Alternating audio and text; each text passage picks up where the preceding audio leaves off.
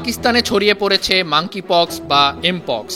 দেশটিতে এখন পর্যন্ত এই রোগে আক্রান্ত হয়েছে ৩ ব্যক্তি।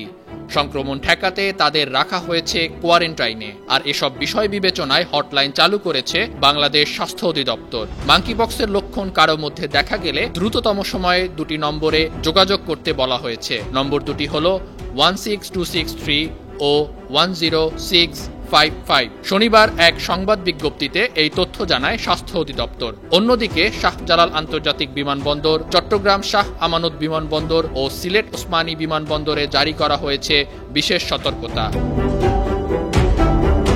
অধিদপ্তরের বিজ্ঞপ্তিতে বলা হয়েছে, এমপক্স বা মাঙ্কিপক্স ভাইরাসজনিত একটি সংক্রামক রোগ। এতে বেদনাদায়ক ফুসকুড়ি, লিম্ফ নোড ফুলে যাওয়া এবং জ্বর হতে পারে। মধ্য আফ্রিকার Congo, Burundi, Rwanda, Uganda, Kenya সহ বিশ্বের অনেক দেশে ছড়িয়ে পড়েছে এটি।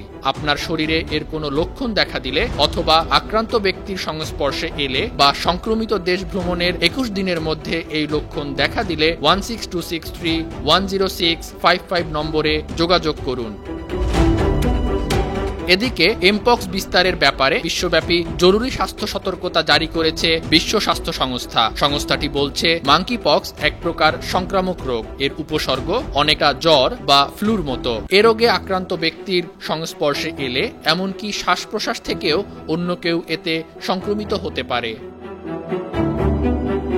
স্মলপক্স ভাইরাস শ্রেণীর একটি ভাইরাস এ রোগের জন্য দায়ী। ভাইরাসটির 2টি রূপান্তরিত রূপ, ক্ল্যাড 1 মধ্য আফ্রিকান এবং ক্ল্যাড 2 পশ্চিম আফ্রিকান। প্রতি 100 আক্রান্ত রোগীর মধ্যে মৃত্যু হয় 4 জনের। রোগটির বিভিন্ন লক্ষণের মধ্যে রয়েছে জ্বর, মাথা ব্যথা, ঘেমে যাওয়া, পিঠে ব্যথা, মাংসপেশির টান ও অবসাদ। প্রথম পর্যায়ে রোগীর জ্বর, পাশাপাশি শরীরে দেখা দেয় ফোস্কা। অধিকাংশ ঘটনার শুরুতে মুখে ফুসকুড়ি দেখা দেয়, পরে শরীরের অন্যান্য অংশে ছড়িয়ে পড়ে, বিশেষ করে হাতের তালু ও পায়ের তলায়। বিশ্ব স্বাস্থ্য সংস্থা বলছে, মাঙ্কিপক্স রোগের জন্য এখনও সুনির্দিষ্ট কোনো টিকা বা ওষুধ আবিষ্কার হয়নি। তবে স্মলপক্স বা জলবসন্তের জন্য ব্যবহৃত টিকা মাঙ্কিপক্স প্রতিরোধে 85% কার্যকর। News desk, 52 TV.